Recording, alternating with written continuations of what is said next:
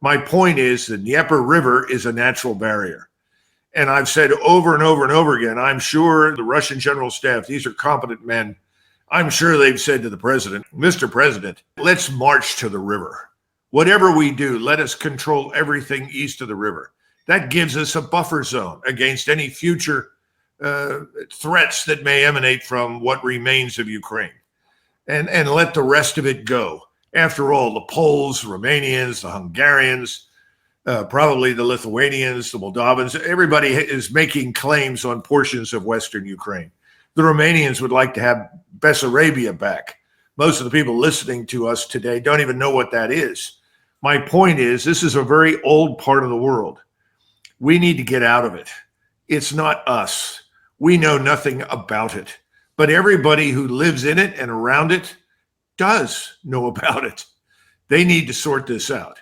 And I can guarantee you that there's very little enthusiasm for crossing that Dnieper River and moving further west.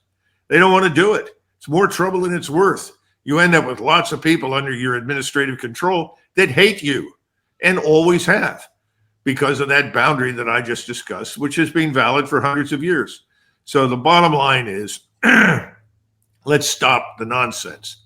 President Trump, suspend all further aid to this Ukrainian disaster. Get out, offer to host a conference. We can host it in Europe. We can host it anywhere they would like. Let them all come. Without us, by the way. We can have a representative that sits in and listens, but let the people that live in it and around it make the decision on where the new boundaries will be drawn. And let it go. It's not us. It's not our country. Now, it could be that Trump is moving in that direction because he did say that that the two sides are going to be the ones who are going to figure this part out. We're not going to. So apparently he is out of the mediating business. We'll see if that continues to be the case. But what could be, and I stress could be, motivating him and hopefully to make the very decision you just articulated is because he's taken a look and things are literally starting to crumble on the battlefield. We've been talking about the possibility of this for a long time, but there are more signs that something is afoot here.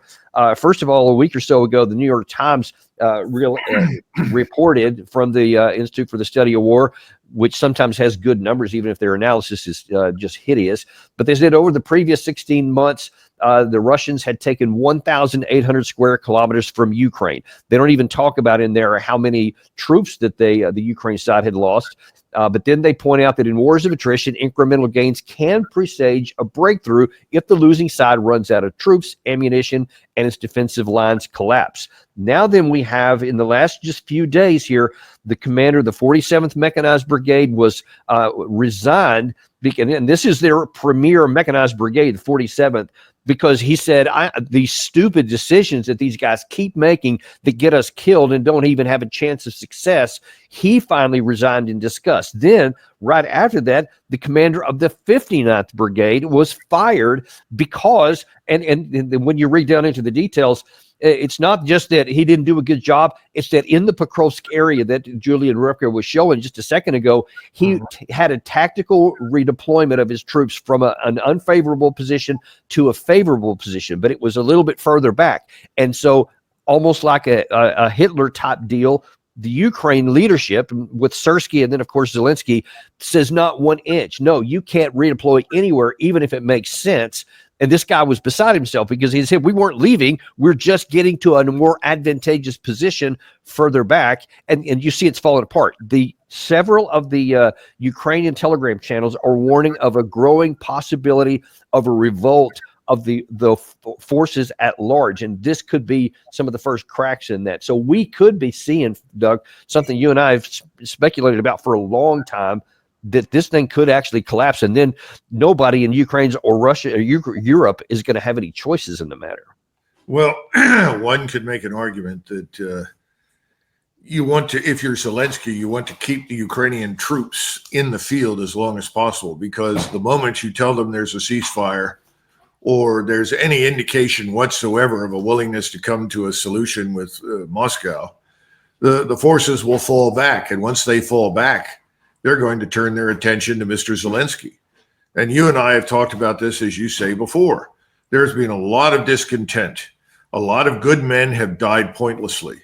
There was never any strategy The tactics were always bad.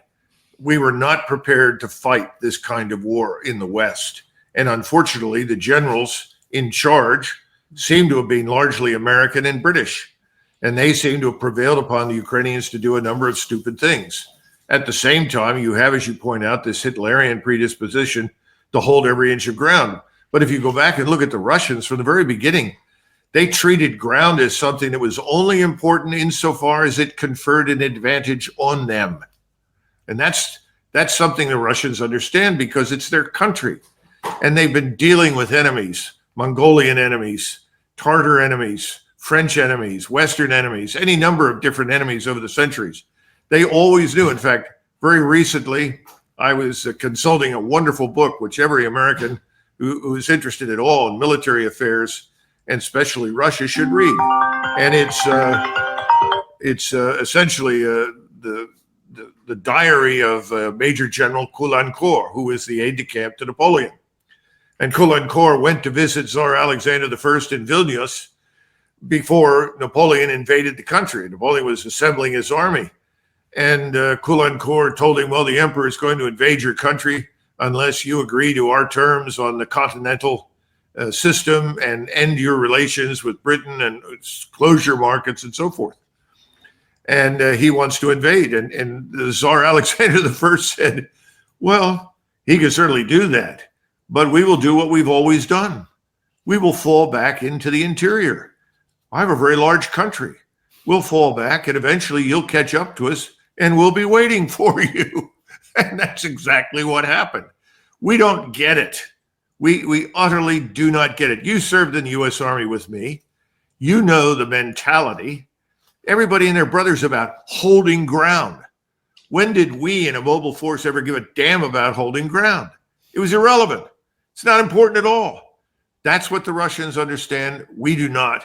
And that's why they are outmaneuvering, encircling, and destroying Ukrainian forces successfully in one stage after the next. Once again, we're in over our heads. We're not organized to fight this way. We've screwed it up for the Ukrainians badly. We need to get out.